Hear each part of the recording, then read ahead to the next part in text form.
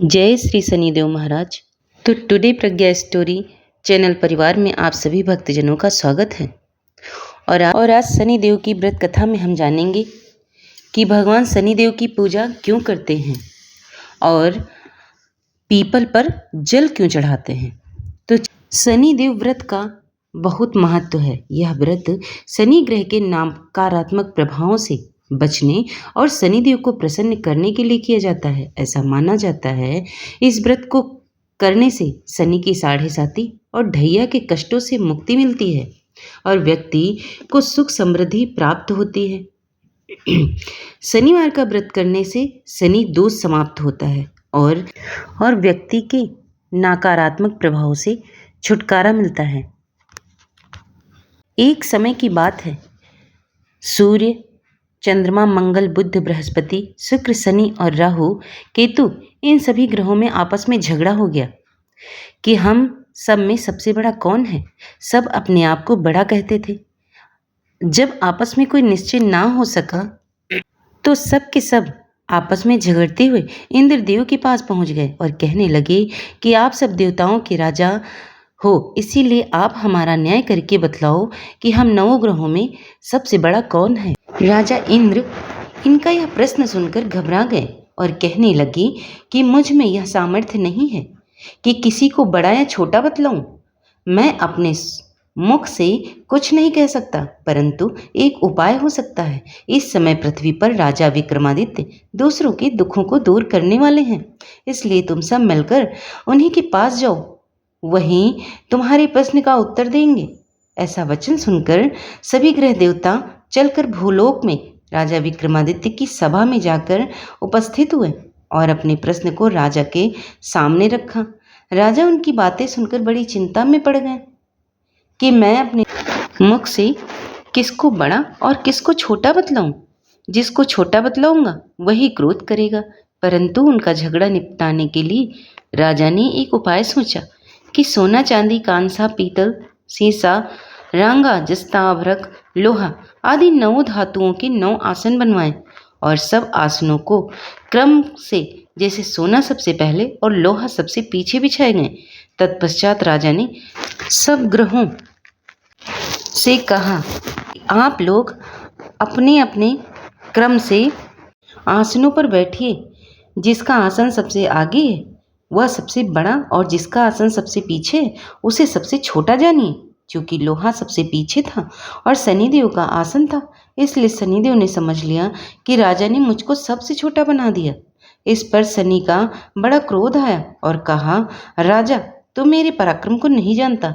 सूर्य एक राशि पर एक महीना और चंद्रमा 2.25 दिन, मंगल 1.5 महीना, बृहस्पति 13 महीने और बुध और शुक्र 1 महीने, राहु और केतु दोनों उल्टे चलते हुए केवल 18 महीने तक राशि पर रहते हैं, परंतु मैं एक ही राशि पर 30 महीने तक रहता हूँ। बड़े बड़े देवताओं को भी मैंने भीषण दुख दिया है।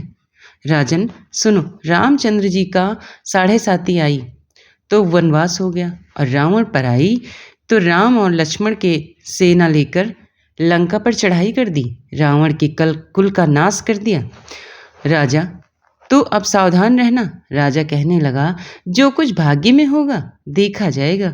उसके बाद अन्य ग्रह तो प्रसन्नता पूर्वक चले गए, परंतु शनिदेव बड़े ही क्रोध के साथ वहां से सिधारे। कुछ समय काल बीतने पर जब राजा को साढ़े साती की दशा आई तो शनिदेव घोड़ों के सौदागर बनकर उनके अनेक सुंदर घोड़ों के साथ राजा की राज्य में आए। जब राजा ने सौदागर के आने की खबर सुनी तो अपने अश्वपाल को अच्छे अच्छे घोड़े खरीदने की आज्ञा दी। अश्वपाल ऐसे अच्छे नस्ल के घोड़ों को देखकर और उनके मूल्य सुनकर चकित हो गया और तुरंत ही राजा को सूचना दी।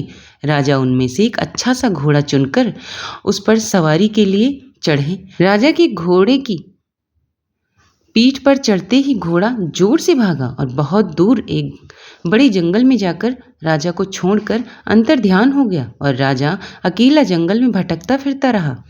बहुत देर बाद राजा ने भूख और प्यास से दुखी होकर भटकते भटकते एक ग्वाले को देखा। ग्वाले ने राजा को प्यास से व्याकुल देखकर पानी पिलाया। राजा की उंगली में एक अंगूठी थी। उसने उसे निकालकर प्रसन्नता के साथ ग्वाले को दे दी और शहर की ओर चल दिया। राजा शहर में पहुंचकर एक सेठ की दुकान पर जाकर बैठ गया और अपने आप को उज्जैन का रहने वाला तथा अपना नाम वीका बतलाया। सेठ ने उसको एक कुलीन मनुष्य समझकर जलपान कराया। संयोग से उस दिन उसकी दुकान पर बिक्री बहुत अधिक हुई। तब सेठ उसको भाग्यवान पुरुष समझकर भोजन कराने के लिए अपने निवास स्थान पर ले गया। भोजन करते समय राजा ने एक आश्चर्यचकित बात देखी। खूंटी पर हार लटक रहा और वही खूंटी उस हार को निगल रही। भोजन के पश्चात घर आने पर जब सेठ को घर में हार ना मिला तो सबने यही निश्चय किया कि सिवाय उस व्यक्ति के और कोई घर में नहीं आया, अतः अवश्य ही उसने ही चोरी की है। परंतु वीका ने हार लेने से इनकार कर दिया। इस पर 5-7 आदमी इकट्ठे होकर उसको फौजदार के पास ले गए और फौजदार ने उनको राजा के सामने उपस्थित कर दिया और कहा कि ये आदमी तो भला प्रतीत होता है, चोर नहीं मालूम होता, परंतु सेठ का कहना है कि इसके सिवाय कोई और घर ही नहीं आया, अवश्य ही इसी ने चोरी की है। ऐसा निश्चय करके जब राजा ने आज्ञा दी कि इसके हाथ पैर काटकर चौरंगिया किया जाए, राजा की आज्ञा का तुरंत पालन किया गया और उसके हाथ पैर काट दिए गए। उस प्रकार कुछ काल व्यतीत होने पर एक तेली उसको अपने घर ले गया और कोल्हू पर उसको बिठा दिया। वीका उस पर बैठा हुआ अपनी जुबान से बैल हाँकता रहा। जब राजा की 7:30 की दशा समाप्त हो गई थी तो एक रात को वर्षा ऋतु के समय यह मल्हार राग गाने लगा। तो उसका गाना सुनकर उस नगर के राजा की कन्या उस राग पर मोहित हो गई और दासी को खबर लाने के लिए भेजा कि शहर में कौन गा रहा है। दासी सारे शहर में फिरती फिरती क्या देखती है कि तेली के घर में चौरंगिया गा रहा है। दासी ने महल में आकर राजकुमारी को सारा वृत्तांत सुना दिया। उसी क्षण राजकुमारी ने अपने मन में यह प्रण कर लिया कि चाहे जो कुछ हो जाए, मुझे इस चौरंगिया के साथ ही विवाह करना है। प्रातःकाल होते ही जब राजकुमारी को दासी ने जगाना चाहा तो राजकुमारी अनशन पर व्रत लेकर खड़ी रही। तब दासी ने रानी के पास जाकर राजकुमारी के लिए ना उठने का वृत्तांत कहा। रानी के तुरंत ही वहां पर आकर कुमारी को जगाया और उसके दुख का कारण पूछा। तो राजकुमारी ने कहा, माता जी, मैंने यह प्रण कर लिया है कि तेली के घर में जो चौरंगिया है उसी के साथ विवाह करूंगी। रानी ने कहा, पगली, क्या बात कर रही हो? तेरा विवाह तो किसी देश के राजकुमार के साथ किया जाएगा।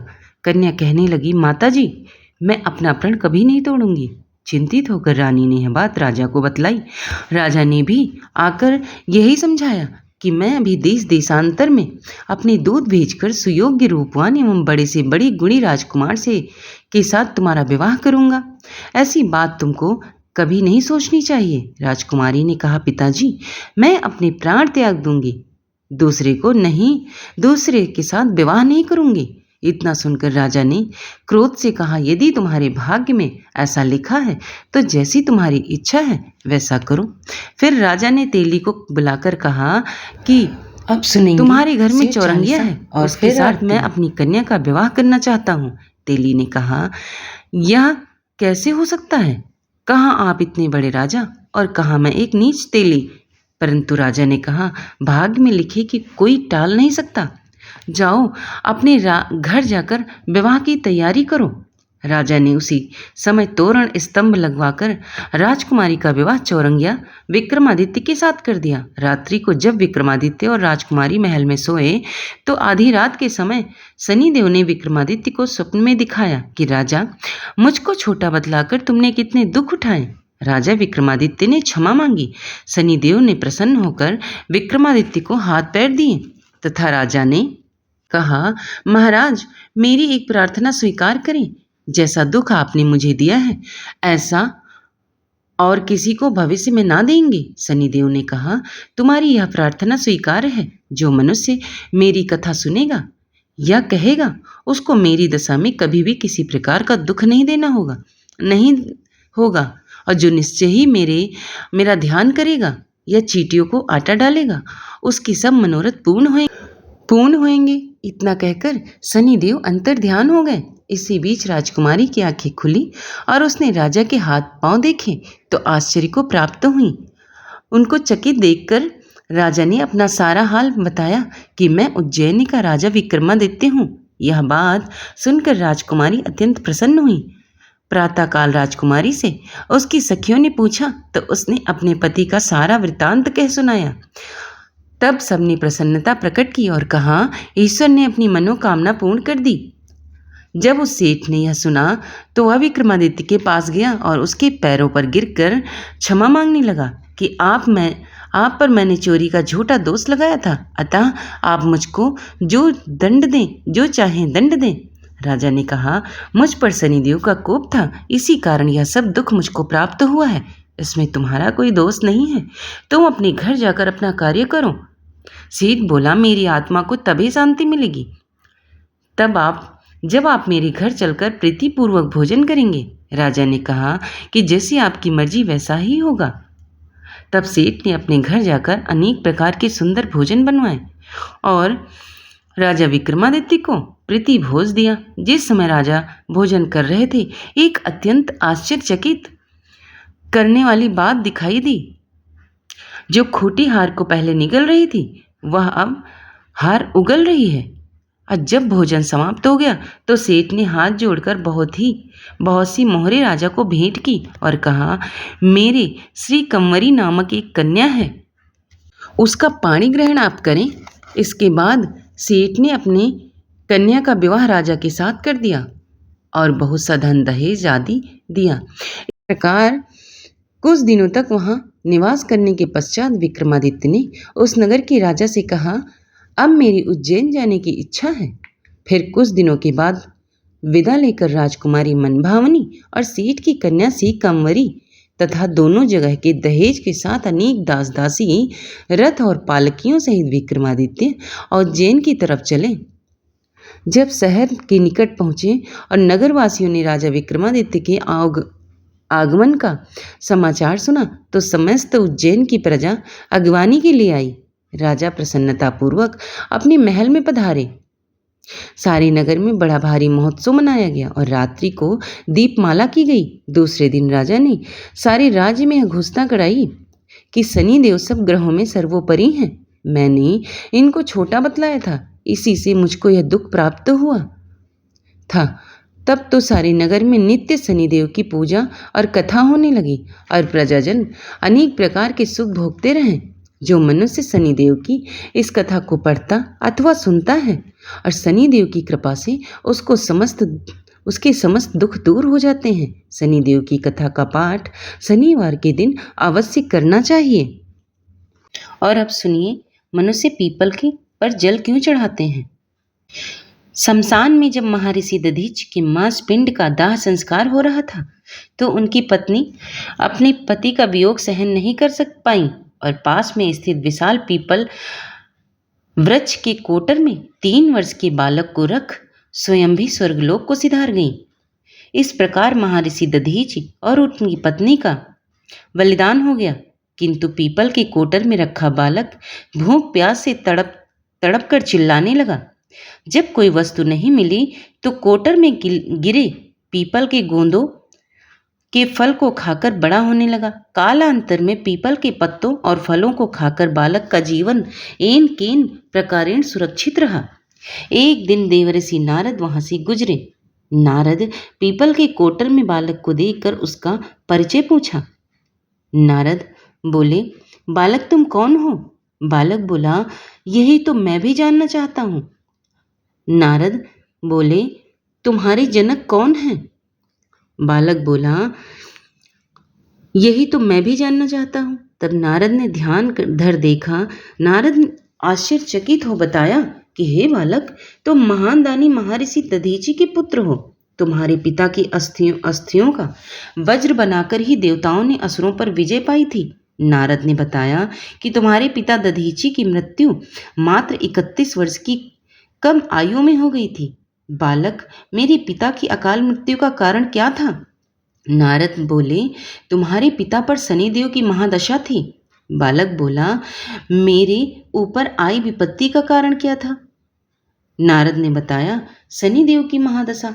इतना बताकर देव ऋषि नारद ने पीपल के पत्तों और बूंदों को खाकर जीने वाले बालक का नाम पिप्पलाद रखा और उसे दीक्षित किया। नारद के जाने के बाद बालक पिप्पलाद ने नारद के बताए अनुसार ब्रह्मा जी की घोर तपस्या कर उन्हें प्रसन्न किया। ब्रह्मा जी ने जब बालक पिप्पलाद से वर मांगने को कहा तो पिप्पलाद ने अपनी दृष्टि मात्र से ही किसी भी वस्तु की जलाने की शक्ति मांगी। ब्रह्मा जी से वर मिलने पर सर्वप्रथम पिप्पलाद ने शनिदेव का आवाहन कर अपने सन्मुख प्रस्तुत किया और सामने पाकर आंखें खोलकर भस्म करना शुरू कर दिया। शनिदेव सशरीर जलने लगे। ब्रह्मांड में कोलाहल मच गया। सूर्यपुत्र शनि की रक्षा में सारे देव विफल हो गए। सूर्य भी अपनी आंखों के सामने अपने पुत्र को जलता हुआ देखकर ब्रह्मा जी से बचाने के हेतु विनय करने लगे। अंततः ब्रह्मा जी स्वयं पिप्पलाद के सन्मुख पधारे और शनिदेव को छोड़ने की बात कही, किंतु पिप्पलाद तैयार नहीं हुए। ब्रह्मा जी ने एक के बदले 2 वर मांगने की बात कही। जब पिप्पलाद ने खुश होकर निम्नवत 2 वरदान मांगे। पहला वरदान मांगा कि जन्म से 5 वर्ष तक किसी बालक की कुंडली में शनि का स्थान नहीं होगा, जिससे कोई और बालक मेरे जैसा अनाथ ना हो। मुझ अनाथ को शरण पीपल वृक्ष ने दी है, अतः जो भी व्यक्ति सूर्योदय से पूर्व पीपल वृक्ष पर जल चढ़ाएगा उस पर शनि की महादशा का असर नहीं होगा। ब्रह्मा जी ने तथास्तु कह वरदान दिया। तब पिप्पलाद ने जलते हुए शनि को अपने ब्रह्मदंड से उनके पैरों पर आघात करके उन्हें मुक्त कर दिया, जिससे शनिदेव के पैर क्षतिग्रस्त हो गए और वे पहले जैसी तेजी से चलने लायक नहीं रहे। अतः तभी से शनि शनैश्चराय या शनैश्चराय अर्थात जो धीरे चलता है वही शनैश्चर है कहलाएं और शनि आग में जलने के कारण काली काया वाले अंगभंग रूप में हो गए। संप्रति शनि की काली मूर्ति और पीपल वृक्ष की पूजा का यही धार्मिक हेतु है। आगे चलकर पिप्पलाद ने प्रश्न उपनिषद की रचना की, जो आज भी ज्ञान का बृहद भंडार है। तो प्रिय भक्तजनों, कथा पसंद आ गई है तो चैनल को लाइक शेयर सब्सक्राइब कर लेना। धन्यवाद।